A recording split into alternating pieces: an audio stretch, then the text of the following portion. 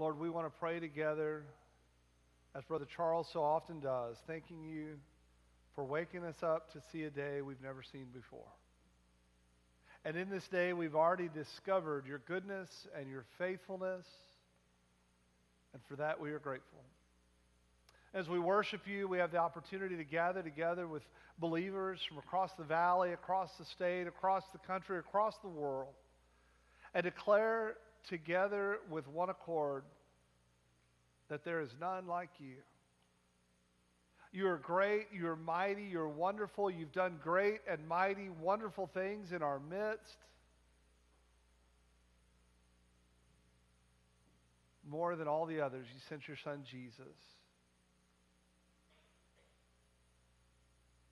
who gave his very life that we might find life in him. And by his resurrection power, we have hope today and every day that we live. We live knowing that we can walk with you and talk with you and know your presence and peace in our story. Guide us as we open your word together, O Lord, and draw us closer to each other and to you. In Jesus' name, amen. Our reading this morning is found in Luke chapter 6, where we will read together the first 17 verses. Luke chapter 6, beginning in verse 1, and as follows. On a Sabbath, while he was going through the grain fields, his disciples plucked and ate some heads of grain, rubbing them in their hands. But some of the Pharisees said, "Why are you doing what is not lawful to do on the Sabbath?" And Jesus answered them, "Have you not read what David did when he was hungry, he and those who were with him, how he entered the house of God and took and ate the bread of the presence, which is not lawful for any but the priest to eat, and also gave it to those with him? And he said to them, the Son of Man is Lord of the Sabbath." On another Sabbath he entered the synagogue and was teaching, and a man was there whose right hand was withered, and the scribes and Pharisees watched him to see whether he would heal on the Sabbath, so that they might find a reason to accuse him. But he knew their thoughts, and he said to the man with the withered hand, "Come and stand here." And he rose and stood there, and Jesus said to them, "I ask you, is it lawful on the Sabbath to do good or to do harm, to save life or destroy it?" And after looking around at them all, he said to him, "Stretch out your hand." And he did so, and his hand was restored. But they were filled with fury and discussed with one another what they might do to Jesus. And in these days he went out to the mountain to pray, and all night he continued in prayer to God. When day came, he called his disciples and chose from them 12, whom he named apostles. Simon, whom he named Peter, and Andrew his brother, and James and John and Philip, and Bartholomew and Matthew and Thomas and James the son of Alphaeus, Simon who was called the Zealot, and Judas the son of James, and Judas Iscariot, who became a traitor. May God bless us as we read his word together. Labor Day is an annual tribute to the contributions workers have made to the strength, prosperity, and well-being of our nation. How many of you are off tomorrow? Let's see a show of hands. Okay, a lot of you. I do that so that those of you who didn't raise your hands can know who to hate tomorrow when you get up and go to work. Labor Day is not a religious holiday, but it very well could be, because we worship a God who appreciates an honest day's work. It was this God who first worked to create the universe and everything in it. Adam and Eve were instructed to not just live in the garden, but to cultivate it. And in the New Testament, Paul challenged Christian servants to work as unto the Lord, and Christian overseers to remember that they were ultimately responsible to God for how they managed those under their care.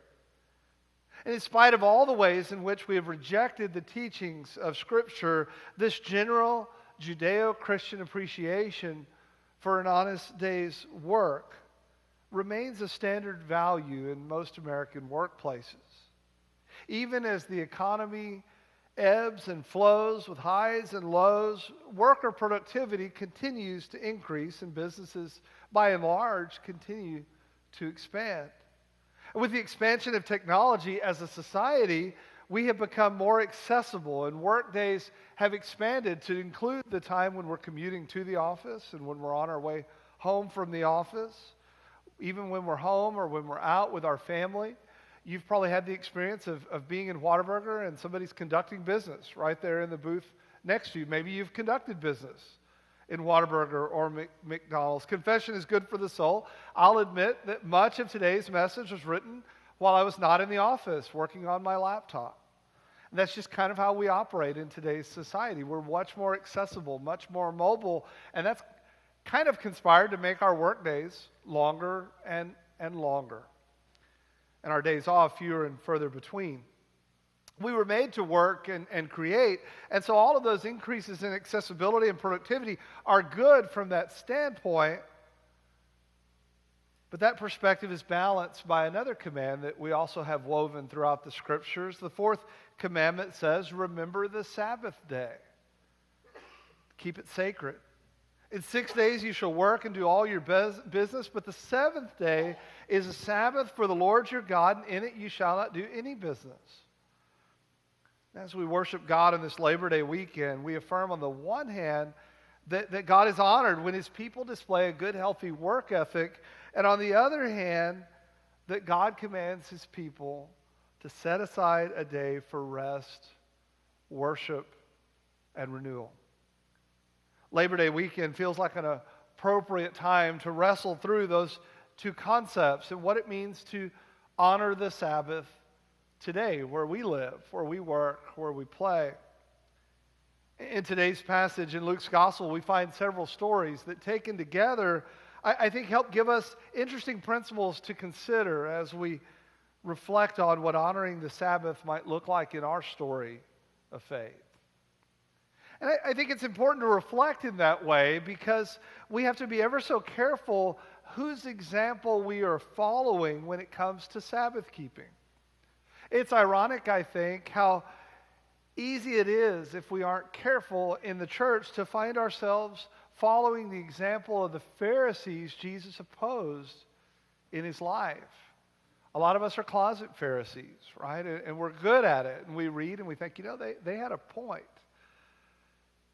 We don't admit it out loud, but we see a little bit of ourselves in them in the gospel stories.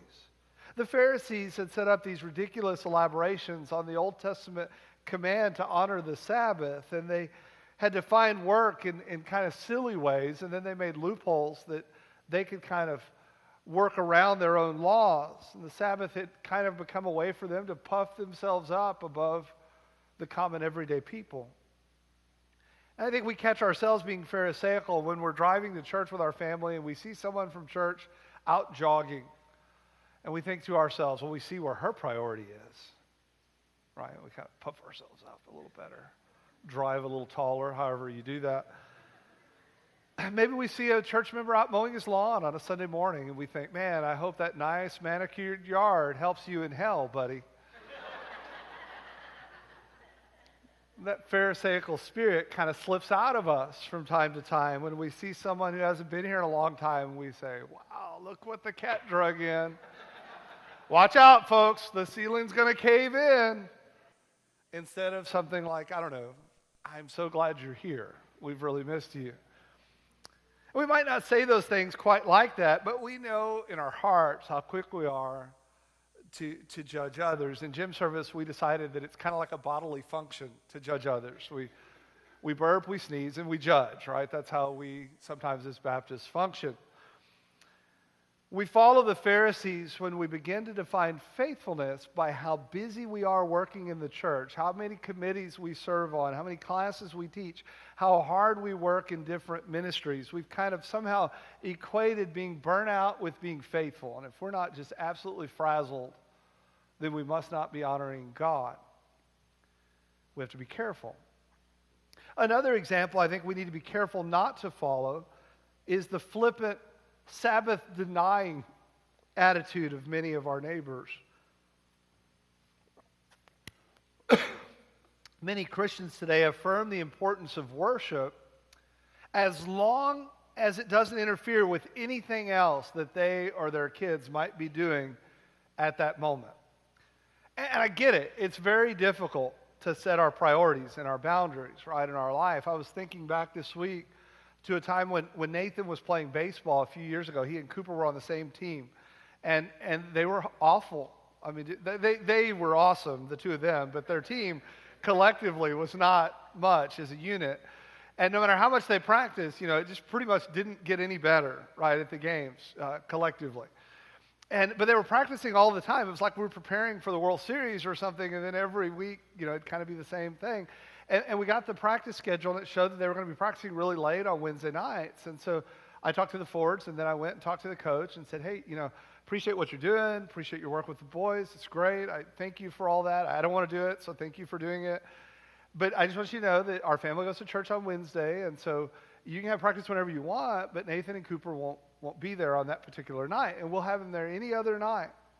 And I walked away from that conversation, and I thought to myself how hard that was for me to go have that conversation with their baseball coach, and they were 11.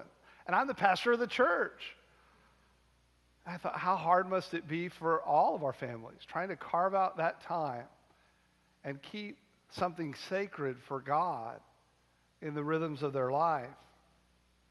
Others avoid corporate worship altogether and just don't worry about any of that, saying, I can worship God anywhere. And so they spend all their free time on the golf course, at the lake, or in their easy chair, but in truth, devoting little, if any, time to prayer and worship and reflection.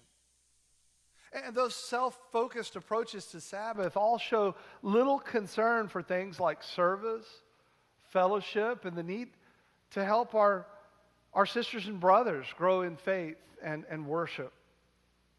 Just because Jesus wouldn't be boxed into any man-made Sabbath laws didn't mean that he disregarded Sabbath or didn't think it was important. Jesus participated in corporate worship regularly, as did his earliest followers.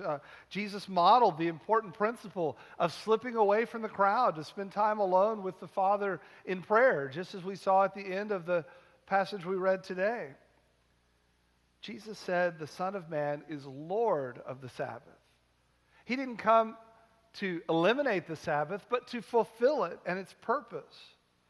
The author of Hebrews said, let us consider how to stir up one another to love and good works, not neglecting to meet together, as is the habit of some, but encouraging one another, all the more as you see the day drawing near.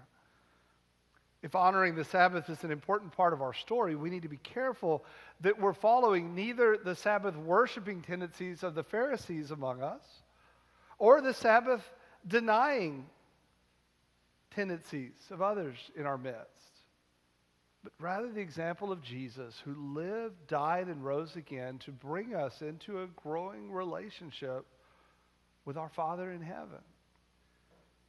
Jesus' example reminds us that the Sabbath is for our benefit. He said the Sabbath was made for man, not man for the Sabbath.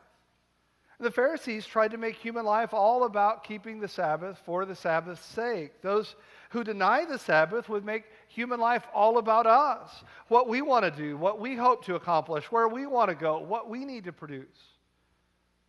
Jesus taught and modeled that the Sabbath was intended to enhance human life by helping us grow closer to the God who made us. We are hardwired by our Creator to need rest, reflection, recreation, and renewal. Sabbath denial is at best a rejection of something God says we need, and at worst, a form of idolatry, saying that we don't need something that God himself did and wove into the creation story. When we reject Sabbath, it's like we're saying, that's well and good for Yahweh, the creator of the universe. I'm sure he needs that, but I'm fine. I'll be fine to push it harder and burn the candle at both ends. I don't need this thing that God needs, which is kind of a crazy thing to say, I think. We're not made to be machines, and even if we were machines, we would still need rest. My father-in-law talks a lot about Sunday morning breakdowns that they would experience on the farm when trying to work nonstop during different seasons. He said that almost every time they tried to pick their cotton on Sunday morning, They spent more time working on their pickers in the turn rows than actually out in the field. What he was talking about is just the concept of metal fatigue, that even machinery, if placed under a constant load, will wear out faster than if it has a little time to rest. And I found that principle to be true even in mental work. I'll find myself working on a project or trying to write something and just frustrated because it won't unlock in my head. And Lisa will come by and she'll say, why don't you just put that down and get back to it tomorrow? Because I have to finish this. It's important. I'll bark back before I realize that she can beat me up, and I decide to go along with her suggestion. And almost without fail, if I'll just put it down and get away from it and come back to it later when I'm more rested, I'll find myself refocused and energized and able to finish much more easily what was beyond my reach not long before. I hate it when they're right. Man, don't you hate it when they're right? William Willimon said it well. Sabbath keeping is a publicly enacted sign of our trust that God keeps the world and therefore we don't have to. God welcomes our labors, but our contributions to the world always have their limits.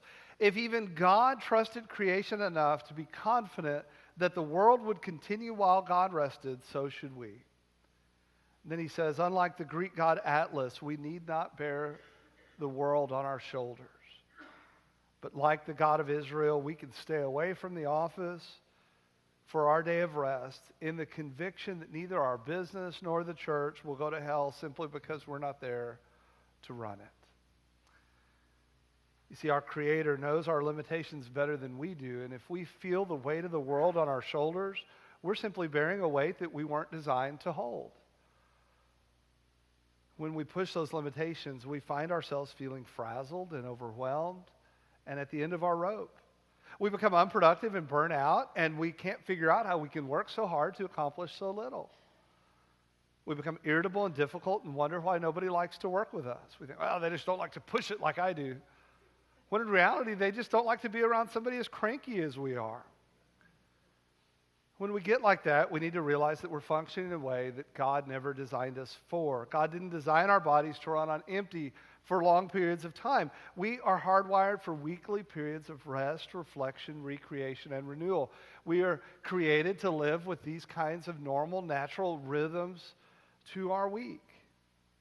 We need to take that time to recharge our batteries, to refocus our thinking, to renew our bodies. We need to take time to worship our Creator and our Deliverer. It's how we're made. And the Sabbath is a time to step back from the hustle and bustle of our normal day and to remember that life's about more than how much money we make, what kind of house we live in, what kind of car we drive, what kind of clothes we wear. And all the rest of our week, we get all those other messages that tell us something that's the opposite of what God's Word says is true. And so we need that time to refocus. Sabbath is a time to remember that life's about more than the stuff we own, the games we play, and the people we know. It's a time to remember that life's about more than what we do for a living. Sabbath is honestly a time to remember that life is not really about us at all.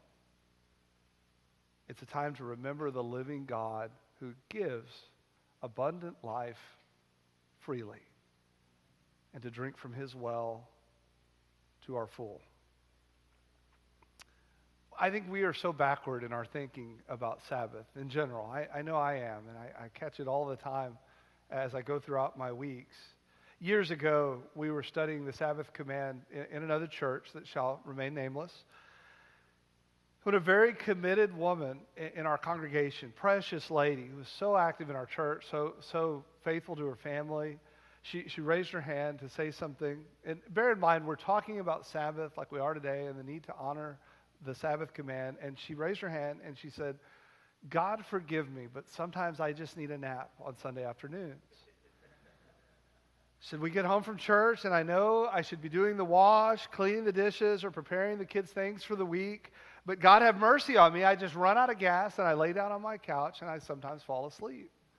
And you can just feel the guilt that she felt about that occasional Sunday afternoon nap. And the whole time she was talking, I just remember thinking, man, how many among us feel that same way and maybe wouldn't articulate it quite like that? you really got the feeling that she felt as though somehow the world was going to collapse during that hour that she dozed on Sunday afternoon. So many of us have so often bought into the lie that says that life is about our productivity, what we do, what hoops we jump through, how good we are, and not about our relationship with God. Frankly, if we can't stretch out on our couch on a Sunday afternoon as moms and dads, husbands and wives, grandmas and grandpas, and even as kids, if we can't stretch out on our couch and take an uninterrupted, guilt-free nap,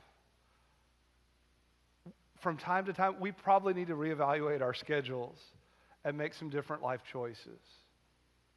Honoring the Sabbath is for our good. The Sabbath is not intended to be a burden that we bear, but a means of lightening our load. Now, I realize that there are some parts of our schedule that are just out of our control. If you have to work on a Sunday, don't let that riddle you with guilt. I work every Sunday almost throughout the whole year. But Cruz Morales will tell you that's okay because I get the rest of the week off to catch back up on my Sabbath. He's going to have to catch that on YouTube because he's out this morning. Just remember, when those times creep up and stuff that's out of your control happens, that you still need to set aside other time for rest, worship, and fellowship with God's people. We are made to need that. Carlos Olivares, whose family's here today, he's had to work the graveyard shift all summer, which sounds like fun, like it sounds like an adventure with the guys at the clubhouse, but I don't think the graveyard shift really is fun at all for law enforcement guys. And so he's been unable to come on Sunday mornings and Wednesday nights for the most part during the summer. And during that time, he's told me that he's tried to keep up with our YouTube channel, which makes him my favorite. He's called on the phone. He's texted other members. He's participated in mission committee meetings and service projects. When my grandmother died a couple weeks ago, I was out at her house, and my cell phone coverage is spotty out there, but I got a call, and I answered it, and it was Carlos. The day she died, saying, man, I'm just sorry to hear about your grandma. And I thought, man, how did he even hear about that? You know, he hadn't been able to be here, but there he was, one of the first people to reach out to me during that time. And I'm sure not being able to be here on Sundays and Wednesdays is hard, and then trying to fill in the gaps in those ways isn't the same as being here, but it's such a blessing just to see families making whatever effort that is to say that Sabbath is important, that fellowship is important, that we've got to stay connected even during those times when we're a little disconnected because of things that are out of our control. And I have found that when I'm disciplined enough to do that, to make honoring the Sabbath a priority, even through those difficult seasons, that it can make such an amazing difference in my state of mind, in my family relationships, and even in the quality of my work. And I suspect that you'll find something very similar. Most importantly, Sabbath keeping refocuses our lives on God's kingdom and righteousness. And isn't that really where our focus should be every day? That kind of refocusing reminds us that the Sabbath is about doing good for others. What a radical thought. It's a day to remember that God made us not so we could satisfy every whim and desire that we have, but He made us and equipped us that we might do good for other people. That part of us that might honor the Sabbath for the purpose of elevating our spiritual status above others, that little Pharisee inside of us, and that part of us that might deny the Sabbath, saying we can worship God anywhere, that pagan inside of us, both of those really miss the point. Because at the end of the day, worship isn't about how good we are, but about how good God is. Worship isn't about where we can or can't worship, but getting over ourselves and focusing on God above all else every day. When we do that, we are ready to reach out to others with God's love. In today's passage, Jesus made this point with both Sabbath controversies that we read about. In the first instance, the disciples were hungry, and so Jesus allowed them to rub the grain in their hands and manually thrash it and then eat it.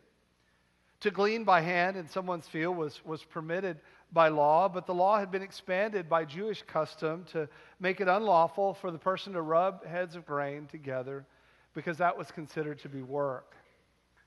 Jesus, as was his custom, completely ignored that custom and allowed his disciples to do what needed to be done to meet their physical need, to satisfy their hunger. In the second instance, Jesus healed a man's hand on the Sabbath. The man's withered hand was not a critical illness, and therefore the healing would have been forbidden on the Sabbath by Jewish custom. He could just as well have been healed the next day. But Jesus challenged that custom by healing the man without worrying about what day of the week it was. See, Jesus makes it clear time and again that he cares more about people than policy. Jesus is more concerned with meeting human needs than by honoring any man-made traditions. On several occasions in our Sunday morning services at different times for different reasons, we've had people collapse during the service. That's quite an experience if you've never experienced that before. We try to continue doing the service because what would happen if we stopped?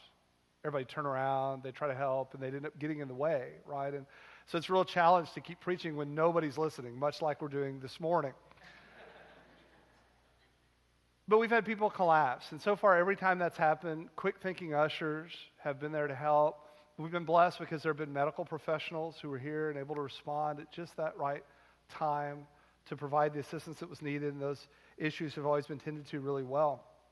Other times, we've had older members get to church of their own accord, drive themselves here, and then something just has happened while they're here, and they're unable to drive themselves home.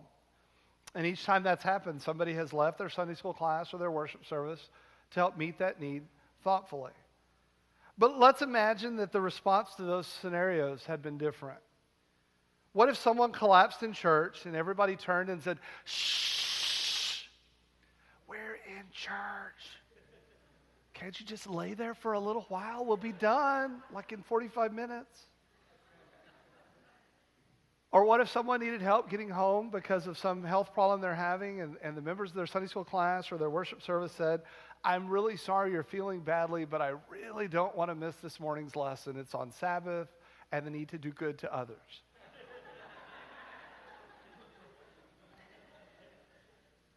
Or what if those needs occurred and the person who could have helped meet those needs had blown off worship that morning to sleep in or to catch the first part of the ball game or get an early start on lunch? The thing turns out a lot differently if we're not thinking about the good of somebody else. See, honoring the Sabbath is about getting over ourselves, focusing on God, and asking Him to open our eyes to the need all around us. And sometimes that need is so obvious. When somebody collapses in church, that's an obvious need. When you see somebody shuffling out to their car that looks like they shouldn't be driving, that's an obvious need. But sometimes the needs are much more subtle. So we need to pray that God might help us to look past our own stuff so that we might see someone else who's really having a hard time. And as we take time to thank God for His provision, we hear His call to share that provision with others. As we take time to reflect on God's compassion, we hear His call to be there for somebody else. As we take time to reflect on God's mercy, we hear His call to forgive those who've wronged us in some way. As we take time to reflect on God's love, we hear His call to do something for somebody else who couldn't possibly return the favor, even if they wanted to. As we take time to reflect on God's story, we hear His call to share that good news with someone else who's in need every day. And all God's people said, amen. This morning, we're going to sing a song of invitation. And as we do that, I want to extend an invitation to everyone who's here today. Maybe today you have thought about that radical concept that the God of the universe loves you just as you are. Not because you're awesome at your job, not because you're active at your church, not because you dress nice or do anything good and of yourself, but He loves you because He made you and because you're you. And this morning, you just want to embrace that, to fully become who you've been called to be. You just want to say, God, I want to know you. I want to know your love and your presence and your peace. I want to follow your Son, Jesus, and to know what that looks like in my story. I invite you to come. Maybe today you're a believer, but this morning you would have to confess your hidden inner Pharisee a little bit. And just admit that you spent far too much time judging what other people are doing and far too little time dealing with the log in your own eye. And this morning, you just want to leave here with a different view of life. You just want to leave here living more like Jesus and those who follow him than those who oppose him. Maybe this morning you would confess that you've got a little more inner pagan than you would care to admit. And there's just a little part of you that creeps up and says, why is any of this important anyway? And you just want to blow it off.